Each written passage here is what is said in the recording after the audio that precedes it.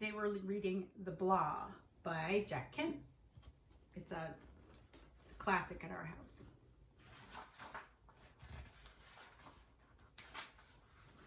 Once upon a time, there was a blah, a nothing, a nobody named Billy. "I'm just a blah," Billy told his mother. "Yes, dear," said his mother, who was busy and wasn't really listening. "That's how it is, being a blah. Nobody listens to you." Billy sat down on the floor and drew a picture. It was a picture of himself. It was a picture of a blah, a sort of nothing with a sad expression. Billy's older brother Richard came hurrying around the corner and jostled Billy and stepped on one of his crayons, the green one, Billy's favorite. Richard hardly noticed as he hurried on his way. "That's how it is being a blah. Nobody notices you." "I'll bet I'm not the only blah in the world," Billy said to himself. "I'll bet there are lots of blahs." And he drew some.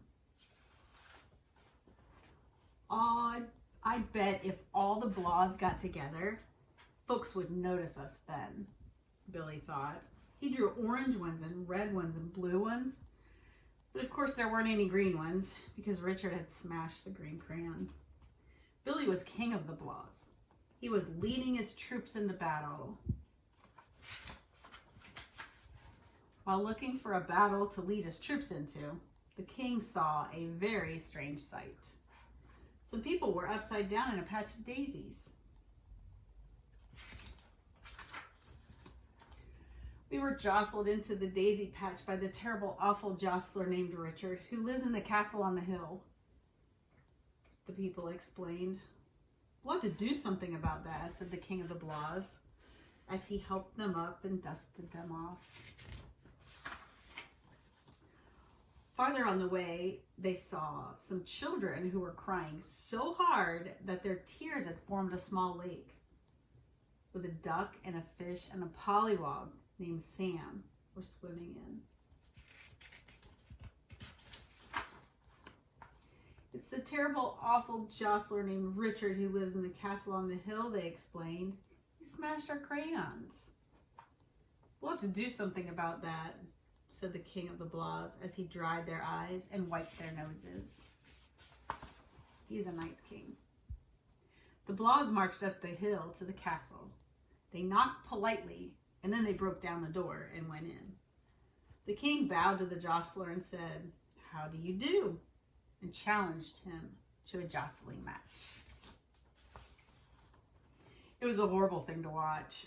For a while, the terrible, awful jostler was winning, but the king gathered up all his strength with one colossal jostle. It sent the jostler rolling down the stairs, out the door, down the hill, and into the lake of tears. While the jostler was trying to get the water out of his ears and the pollywog named Sam out of his pocket, the blahs searched his castle and stomped every crayon they found. The dripping wet, black and blue jostler begged for mercy. "Stop," he said. "Stop what you're doing." "Yes, yes, quite so," said the king of the blahs, who was busy and wasn't really listening. "Lovely day for a crayon stomping." "I said stop what you're doing and get ready for supper," Billy's mother said. "Pay some attention to me." "Sometimes you act as if you don't even know I'm around," said Mother. "I feel like a blah?" asked Billy. "That's just what I feel like," said Mother. "You can be the queen of the blahs," Billy said, and he kissed his mother and went up to wash up for supper. The Blah.